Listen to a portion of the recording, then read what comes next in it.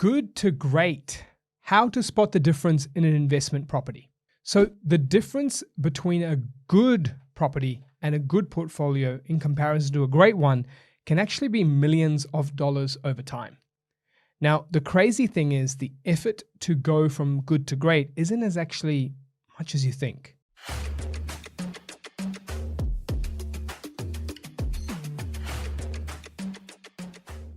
And so in this particular episode, we will go through that in more detail. But really, if you take a step back and realize something about us is I spend a lot of time talking about data. And that's for good reason, because data is an area where you can make the biggest difference when it comes to actual location selection and our points of difference when selecting locations and being able to time them well with the trends they analyze. However, using data to invest in property, whilst it can make millions, to invest correctly, is it really everything that's there? What will the property part do next? The actual property is the next factor after you've locked in the location. So what's the difference between a good property and a great property is what we're going to dive into. And in this particular episode, I'll break down the core differences between the two so you can actually be better equipped on a good property or a great property and the differences are. And you'll actually be able to know certain due diligence parameters, certain tools that we use to spot the opportunity that changes your portfolio completely, especially if you ever have to exit the deal and look at resale values, or even if you're thinking of, renting out the property and how that can make an impact. More importantly though, is when you're buying a property, you can avoid overpaying through understanding the good versus great parameters. Before I jump into this particular episode though, if you find things around the property part just as useful, because as you know, I do love the data and I go deep into it, but I found ways to apply the data to elements of property searching. And this is what's helped me create a due diligence checklist. But if you do like specific videos like this, where it's onto the property itself, just let me know in the comments, drop me a note, hit like on our YouTube page, and of course, subscribe so you can see more videos like this. So again, I'm Arjun Paliwal. I'm the head of research at InvestorKit Buyers Agency for those who don't know me. And I'm here to help you scale your portfolio by making the right data-driven decisions, both from a location area and now to the property area. So what we should first go through is what's one example of the due diligence that you can get wrong on a property and how you can go from good to great. Or if you've made this decision, unfortunately, you were the ones that went in the opposite direction, was probably from great back down to good. So what you want to look at firstly is floor plans. Now, I'm not telling you to look at floor plans completely from an owner-occupier perspective in all its glory and perfection, thinking perfect bedroom sizes or perfect, layout of the house. I'm going even deeper in terms of things that are weird anomalies, things that actually make the mistake of overpaying, thinking a property has certain functions and features when it really actually doesn't. And so this is a mistake many people make. And there's two clear examples. One, I'll give you the actual address on so you can see it. But the other one is the actual use of floor plans when you're considering things like areas and bedrooms. So a perfect example is if you go to Brisbane, quite commonly you'll see bedrooms listed all over the place, upstairs, middle floors, or in your lucky cases for people with mansions, there'll be triple floors or ground floors. You see bedrooms all over the place. But if you're looking at bedrooms downstairs in Brisbane like that, many people forget certain things that you need to have to classify it to be a bedroom, whether it be ceiling heights or whether it be certain space. Many factors come into play, especially for some of those older properties. But the main thing here is that we just want you to avoid confusion and avoid overpaying. And you'll easily be able to see that when you actually start looking at floor plans closely. This example that I'll give you today is actually an Adelaide-based example, and this particular example is in a suburb called Aldinga Beach. The address is number 9 Polden Street, Polden Street. Now, I hope it's not someone that I know or someone in this, listen to the show that's purchased this or is their property, but if it is, I apologize in advance for going through this floor plan, but I felt like it would be a great example to just showcase what you should and shouldn't be doing, or should at least consider. Not a should not be doing, just consider. That's the key thing, right?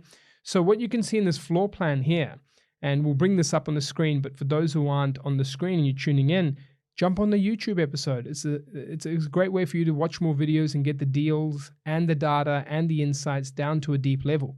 And if you just can't make it though, 9 Polden Street, Aldinga Beach is the address. And in particular, I want to look at the floor plan. So firstly, what you'll notice on the floor plan here is that you've got upstairs bedroom 1, 2, and 3 up top. That is fine to me. But then you've got a study in bed 4. Now, you could have used up top as a 5th bed in that study and maybe have shut that door between bed 4 and the study. That could have actually turned into a 5th bed and put in a wall that's a little bit longer from the lounge. But right now, what you can see is that you can see that the study just goes straight through bed 4. Now, some people might like that as an X factor, but you could actually create 5 beds upstairs plus a lounge, which would have been perhaps even more impactful. Now, that could be a bonus, or someone may look at the floor plan and the agent may have factored into the price.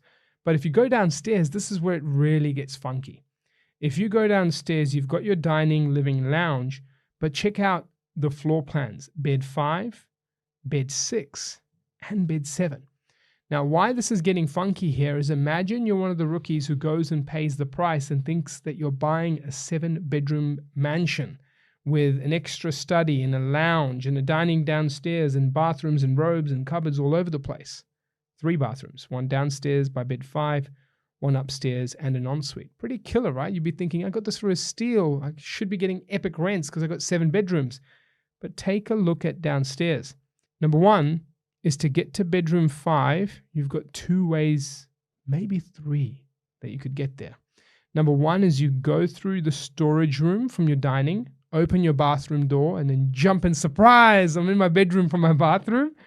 Number 2 is you walk through the laundry, through bedroom 6.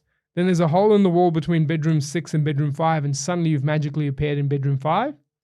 Or number 3, I'm just going to make this up because the floor plan's so funky anyway. You go into the laundry, you realize there's only the door to bed 6, so you punch a hole through the walk-in wardrobe, and then you look and you're in bedroom 5 suddenly. So the agent's actually a dear friend of mine, Todd Sloan from good old Pizza and Properties, out here making magnificent 7-bedroom floor plans.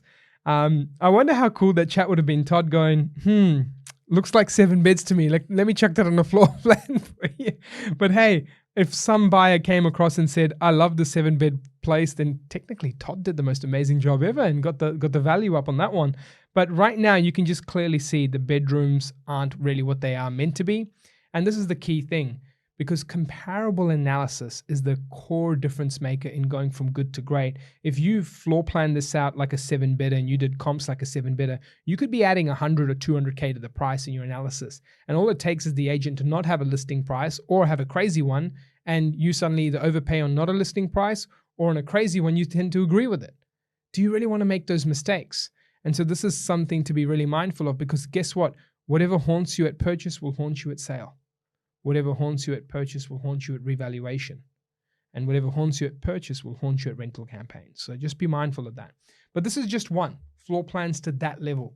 How about we go to the next one? So the next one I've got here is street appeal. Street appeal, a bit subjective to some angle, but you can have all sorts of crazy materials, garages turned into, carports turned into fully enclosed garages, or lounges turned into garages. The list goes on of what you may have in your street appeal. But the main thing here is that some are good, some are okay, some are horrible. The main thing is just finding the balance between what's subjective and what's going to really turn off many. And I think some people, like property managers, can be a great sounding board as one example. The next one is proximity to noise. So we have clearly seen days on market shifts, which is the time to sell a property and the listing price discounting when you're right next to a highway versus further out. Now, each city will have highways that are of impact or not of impact. And it's an interesting one. You got to get really localized here. For example, if you're looking at the city of Brisbane and say there's a major highway going to the north side and you're the last house on there, I'm quite confident with 3 or 4 lanes each way that makes a difference. But other locations might have a highway based on Google Maps with the yellow roads versus the white. And you might think that's a freeway, highway, surely that's got to be impactful. But when you think about it and you speak to locals, it's 1 lane each way. That suburb's always had it. It's quite common. And so this is where you need to find a balance of data and the truth of locals. So local opinion property managers, different sales agencies and agents can be great. But secondly, the data can show you days on market. If you're looking at CoreLogic, you might look at the map view and you might go to sales and they show the red color for sold within the last 6 months. And then you can go purple and blue colors, all these different colors to show you different timelines of sales. And you're able to actually start to bring up addresses and go, Over the last 1 year, in the same market conditions, there were 15 houses sold in this pocket. 12 of them were all in this highway, and then maybe the 3 of them weren't, and the 3 and the 12 shared similar days on market to actually do a deal. And if that's the case, then that all of a sudden means that you're going to be okay because the market does not react to it differently. But if the sample sizes continue to show variances in price for the same properties or variances in time to sell, then you've clearly got some anomalies happening, and you've got to either do one of two things. Factor that into your comparable analysis to ensure you don't overpay and go from good to great, or you just ignore the deal because it's too hard to factor it and you move on to the next. And so if you're a customer of ours listening to this, this can show you and tell you some of the reasons why it just takes longer for us to secure the right asset. Now, proximity to noise, strange floor plan, street appeal. What about slope of the land? Slope of the land, land shapes, sizes, triangle, cul-de-sacs. None of these are actual complete fails unless they're horrible. But it's more about factoring it into comparable analysis. So I've got this thought in my mind. If something's about 200 square meters larger and it's at an end of a cul-de-sac with that kind of diamond that starts to open up and gives you a solid backyard, I don't think of that as the same as another 800 square meter block on a rectangle block, not at the end of a cul-de-sac. I think of that about a 200 square meter variance. So I think I'd start comparing properties at around 600 square meters on normal blocks and normal streets to something of 800 or 750 to 800 square meters with that diamond end of cul-de-sac type feel. This is important to realize that not all land is valued or treated equally by all buyers. The same with corner blocks, great blocks, but on the corner, you got to realize that some of the things are chopped off and you got to just factor that in and look at the ways that that corner is considered amongst other properties. And so these are just some tips. You can go even deeper from things like being on a main road, being on a road with a roundabout on it, being on a road with lots of roundabouts on it and high speed signs and bus stops in front of you with speed bumps everywhere. The list goes on. In fact, I track over 20 points of due diligence on the detailed, down on the ground micro perspective, and this will make your search take longer, but you will find the difference in good to great, and you'll be able to ensure that you're able to find properties that rental, resale, the right price, constant buyer heat and activity, if you're selling in the right market conditions, will always be there. I've learned both the easy way and the hard way. The easy way, just seeing the stats and going, it shows me in the data, and the hard way from actually making the mistakes myself earlier on in the journey. And I'd like you to avoid them on your journey to go from good to great with property investing. This goes back to my original point. If it's an issue at the time of buying, it's going to be the issue at the time of selling. If it's an issue at the time of buying, it will be an issue and be difficult at the time of renting. So when you're thinking about this, due diligence does not just disappear on you and never come back to haunt you again. It will haunt you in the future. If you enjoyed this episode and these tips are of value to you to help you go from good to great on the property journey and of course your portfolio, then give us a like and a subscribe on our YouTube channel. And if you're on the podcast, give us a rating. 5 stars, would love it. It would mean a lot to help our podcast reach many more, to ensure that they don't make the mistakes that I've seen many make on their journey. Take their time to incorporate a data-driven approach combined with principles that are data tested to make your property decision that much better. It's Arjun again, Head of Research and founder of InvestorKit, Australia's Buyers Agency of the Year for 2023. Thank you again for tuning in.